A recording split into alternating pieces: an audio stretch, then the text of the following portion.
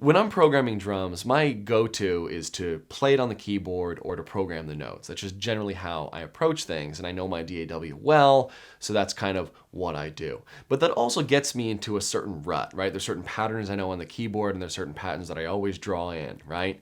And so once in a while, I like to go to a pattern sequencer that's built into a program and just see what comes out, right? See what kind of creative things can just come out of that. And in Tremor, I really found it was quite easy to create powerful, kind of unique grooves and stuff that I wouldn't normally do.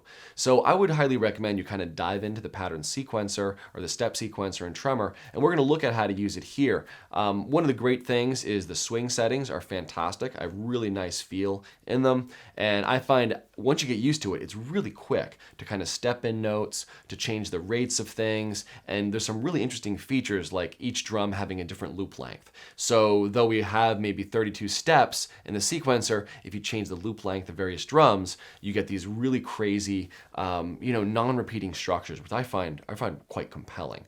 So in this video, we're going to look at the step sequencer and pattern sequencer sections of Tremor and enjoy. I think I was pleasantly surprised at the great stuff that came out of using these. In this video, we'll look at the step sequencer that's built into Tremor. It's a quite powerful step sequencer, and I admit that, myself, I'm not one to generally use step sequencers. I'm more likely to play things in on my keyboard than I am to use one. But I did find myself really liking some of the advanced features in this one, and as I started using it, I started getting some really interesting possibilities. It became very creative and very interesting. So I think if you do embrace the idea of step sequencing and pattern sequencing, I think you'll find some beautiful things really can come out of it, and you might have some surprising moments of like, wow, I kind of get it, And that's kind of what I had using Tremor here.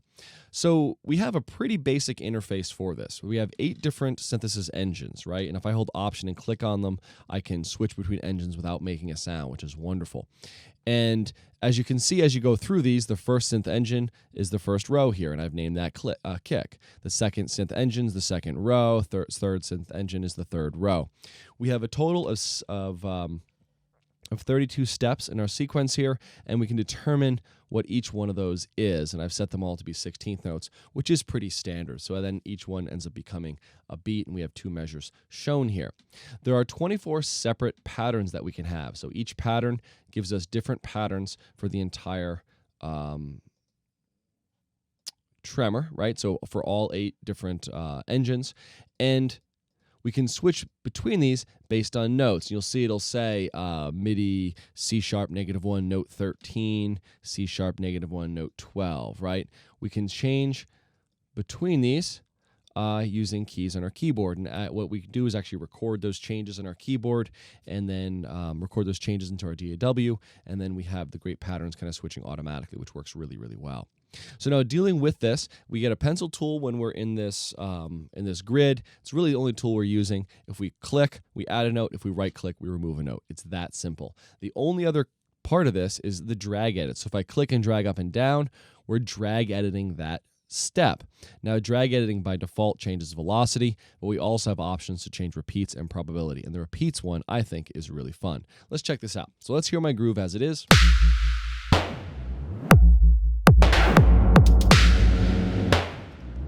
I'd like to add some hats in. So I'm just going to click and put some hats in. You'll notice now, because drag edits is set to repeats, each one of these steps can be divisions of my 16th note.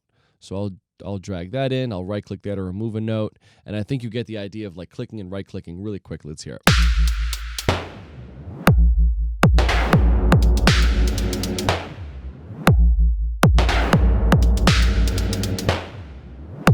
Very cool. Now, you might notice that these aren't perfectly in time, right? We have this kind of bounce to the notes.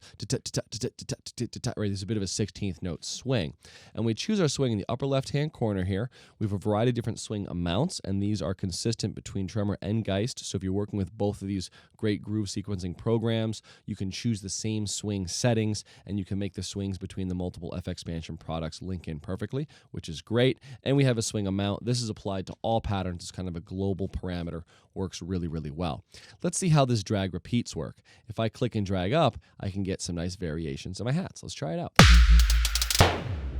That's nice. I like that. Let's hear it again. So we get these nice hat rolls, really kind of kind of popular sounds now and really easy to apply when you use that drag, edits, repeat option. Now I'm going to kind of remove some of these notes and make it a little more simple pattern, kind of like that. Now another thing we can do, which is quite nice, we can select certain notes and kind of move them around a bit. So if I do use the shift key, I can select a range of notes and then I can use the nudge parameter to move those around. That can be really handy when trying to create kind of new sounds. I might like that, like this. Or maybe, right?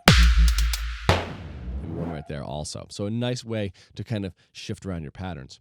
Now, if we're playing, trying to get really interesting sounds out of this, what we might want to do is get patterns that aren't exactly two measures, right? Something that has more of a complex structure that lasts a little longer. And we could use multiple patterns to do that, right? And we can switch between these on the fly, which works really well. But we can actually get a lot more right out of a single pattern. And we can do that by saying, you know what, this row is going to have a different loop length. And so I'm changing the loop length for this one instrument. Let's hear it.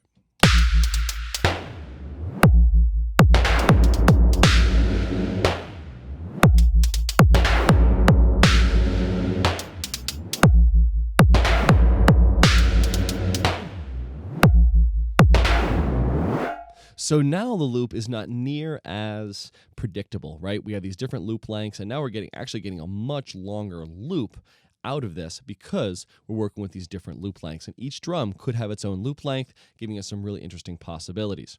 Each drum also can have be a multiple of the tempo. So if I wanted to make this hat much faster or slower, I can show the setup for the one drum I'm on. So I'm making sure I have the hat chosen.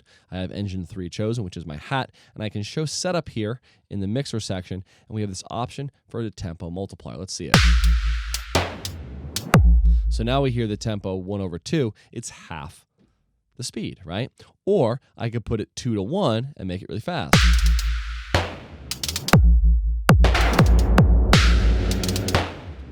Really interesting, right? And we can even go crazy with this, which is actually kind of fun.